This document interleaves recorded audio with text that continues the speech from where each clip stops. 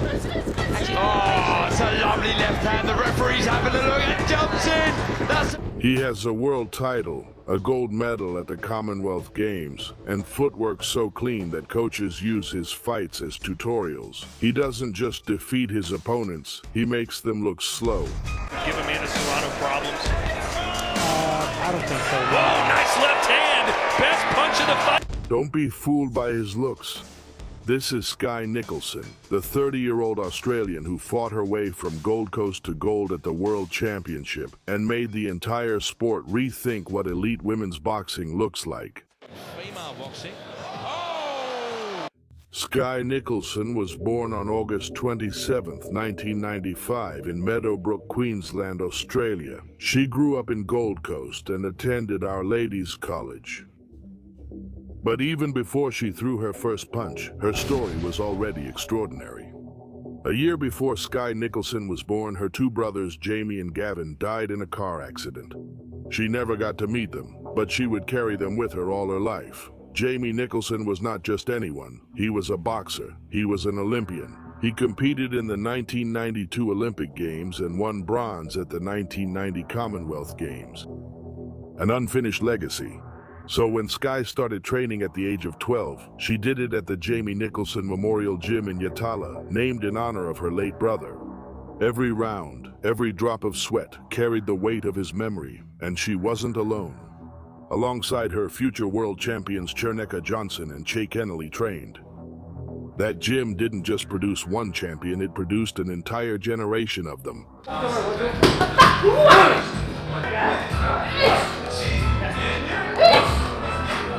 From the very beginning, Skye stood out. While other young boxers focused on throwing punches, Skye was obsessed with not getting hit. Footwork, angles, and defensive movements. Move first, then think, and then strike. That philosophy became her identity, and it was about to take her to the biggest stages in the sport. Before the Olympic Games, there was the World Championship. In 2016, Skye competed in the welterweight division and came home with a bronze medal, but the Rio Olympic Games that year slipped away from her. She didn't qualify. Another boxer might have been brought down by that, but Skye made a decision. She dropped 4 weight classes down to featherweight and rebuilt everything from scratch. The sacrifice paid off in a way that no one could have predicted.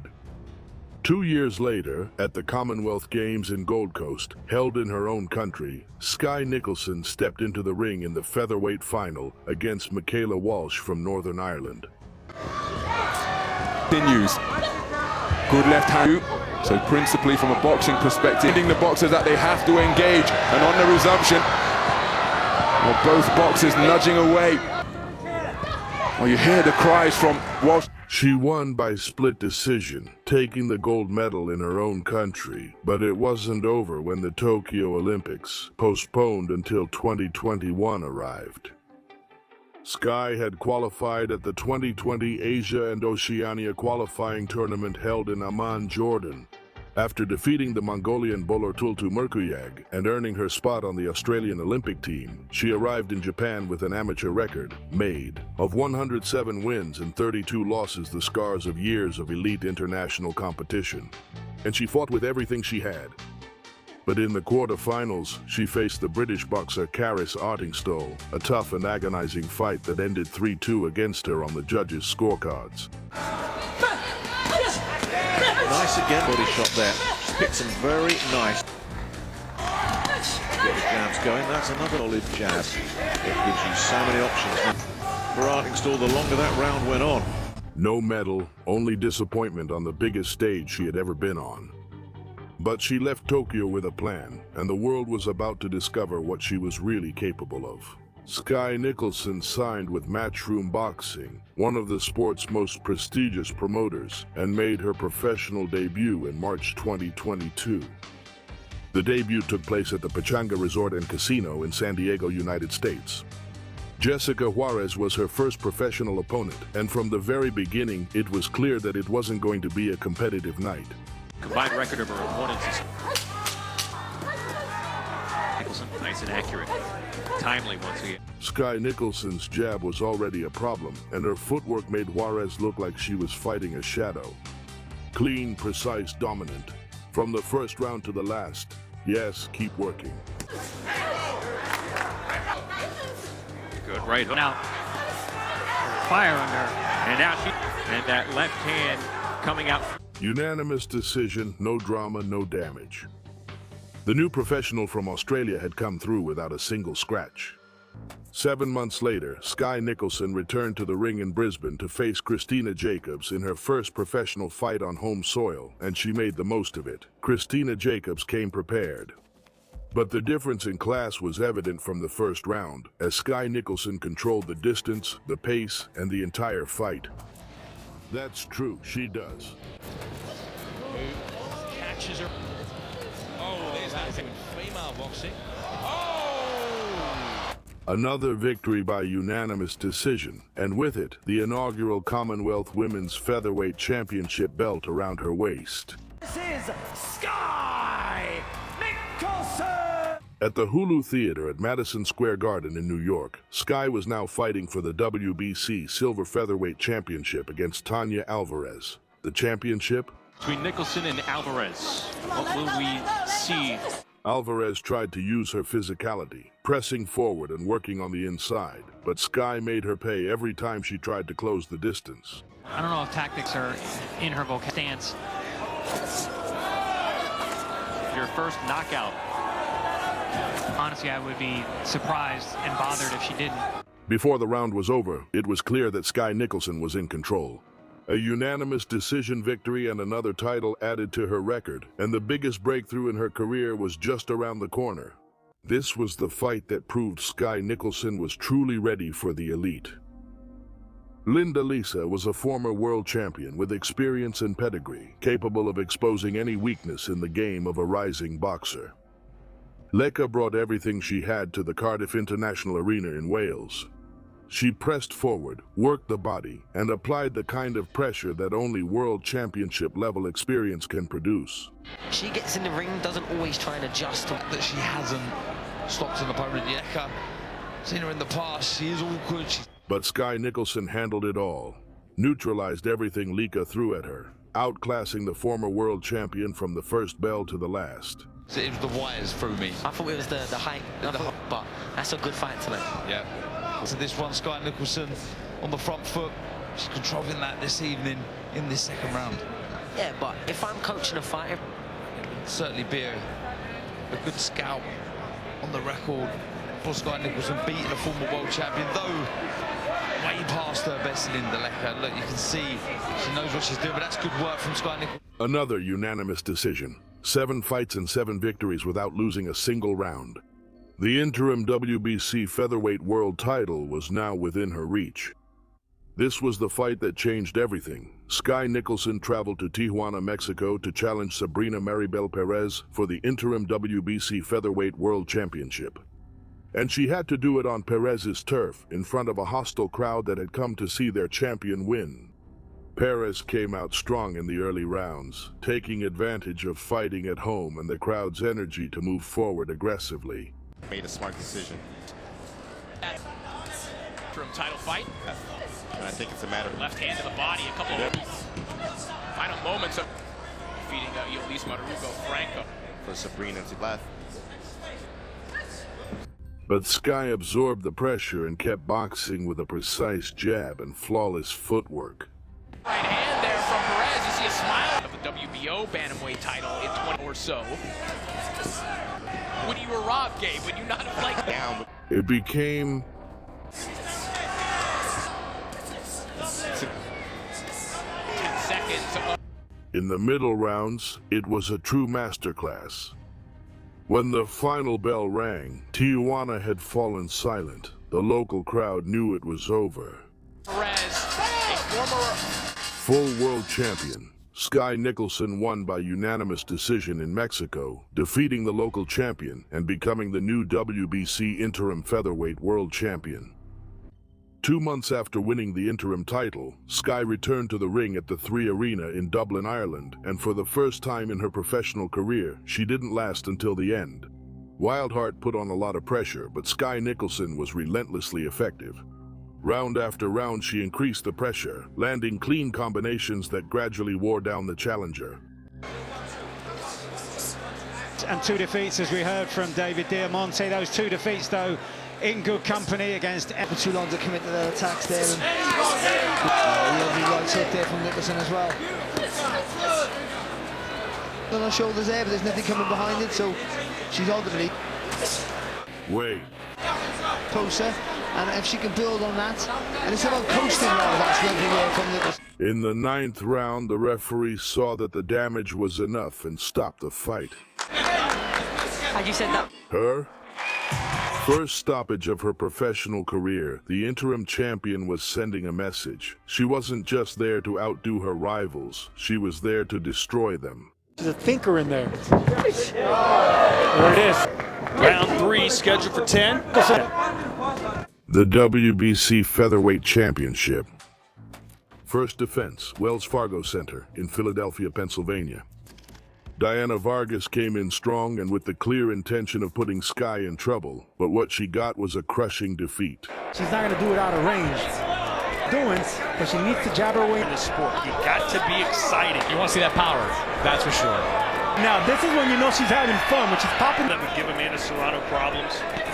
I don't think so. No. Oh, nice left hand. Best punch of the fight for Nicholson, and maybe she gets on her horse. All 3 judges gave her a score of 100-90.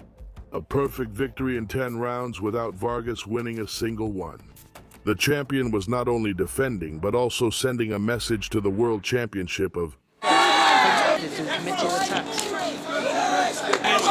abandon. This Matador is beating the bull here in round 3, as I say that, Raven. Good attempt there. When you fight Nicholson, if you allow her to get that rhythm, landed a moment ago, Chapman. She didn't pull that. Skye's movements, timing, and combinations were on another level. On the biggest stage women's boxing had ever seen in that part of the world. Punches and letting her hands go. She hasn't ever take that fight because her style would be so bad. exciting fight, definitely. This is unanimous?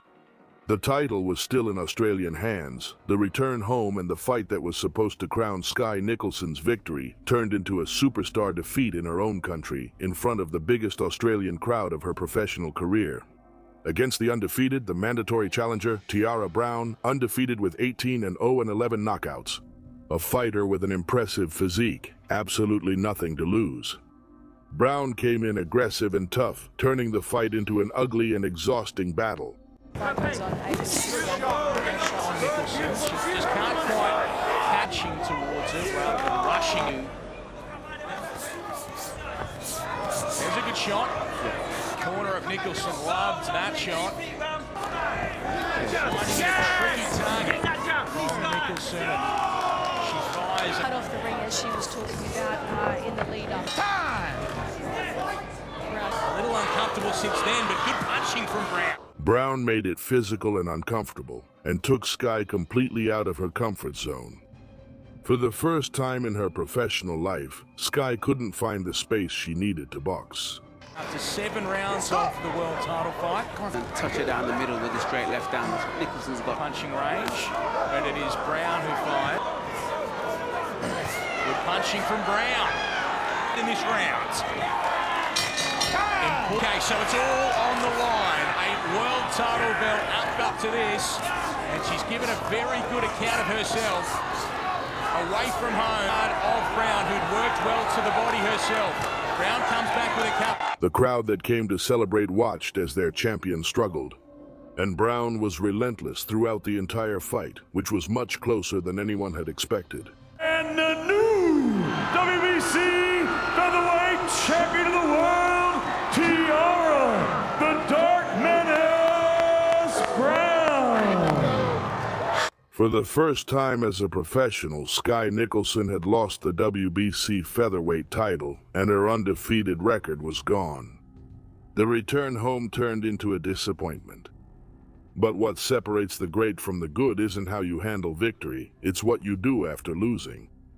After the defeat, Skye and his team made a decision to drop down to super bantamweight, reset, and rebuild from scratch. The comeback began at the same Manchester Arena in England, and from the very first moment, Skye dominated. Real handful. Made a world champion, what made it good was Start to prove people wrong. With intent, it's really good to see. Lovely hand. Right. Looking aggressive and extremely looking really spiteful. yeah, different look to her, wasn't it? It was good. In the second round, Skye unleashed a series of relentless combinations, and the referee had to step in to put an end to the punishment to Gonzalez. Oh, it's a lovely left hand. The referee's having a look and jumps in. That's a new chapter and a warning to all the super bantamweights on the planet. A serious problem. She had just entered the division. Less than 7 weeks later, Skye returned to Australia, to the Fortitude Music Hall in Brisbane, to fight for the vacant IBF Women's Super Bantamweight Intercontinental title. From the very beginning, the fight seemed close, but Skye started to outbox Urbashi. Said that they Nicholson down at 55, as she just touches the jab and looking for the big left. She come out. Skye Nick trying to use the feints to draw the attack from her. In the second round, Skye landed a brutal body shot on Urbashi, and she knew it was all over. While Urbashi was trying to recover, Skye closed the door with a strong final combination. Oh, she hurt with that body shot. Oh, you gotta keep going. Nice. 2 fights in the new division and 2 knockout victories. This comeback was not only real, but also resounding. The last fight of 2025. Stockton, California. The WBC Interim Super Bantamweight title is on the line against Julian Luna, a veteran with a record of 28 wins, 4 losses, and 1 draw, who had been at the top of this sport for years. For 10 rounds, Luna gave it her all, but Skye was too much. And tripling away in, that's how she uses her corner, telling her she needs to find a long-range version of Luna as well. Some similar combinations. Wow. Round 3 now underway. There's something to worry about at all times, especially if she wants to try to get to the inside. Double jab, but she didn't throw the right hand behind it. They want double right hands, but counter shot again to the body, and into 51 as well. And those are the eyes. Just continues to lead the dance here. Victory by unanimous decision for Skye, and the interim WBC Super Bantamweight title is hers. Interim Super Bantamweight champion, Skye Nicolson. The comeback is complete, and the Super Bantamweight division now has a serious problem. This is what makes Skye fascinating beyond the titles. If you see her outside the ring, you would never guess it. She's warm, elegant, and effortlessly charming. But put her in the ring, and she becomes something completely different. A ghost, a technician, a problem that no one has been able to solve. The contrast says it all, and her opponents find out the hard way. What's next? At 30 years old, with a world title already under his belt and 3 consecutive KO victories in his comeback, Skye Nicolson is far from finished. The rematch with Tiara Brown is unfinished business. The full WBC Super Bantamweight title is the next goal, and the division knows it. The question isn't whether she'll become a 2-time world champion. It's about when. From a gym that bears the name of the brother she never got to meet, the WBC world champion to the comeback queen. Elite technique isn't just a style, it's a weapon, and Skye Nicolson has been using it to dismantle everyone who stood in her way.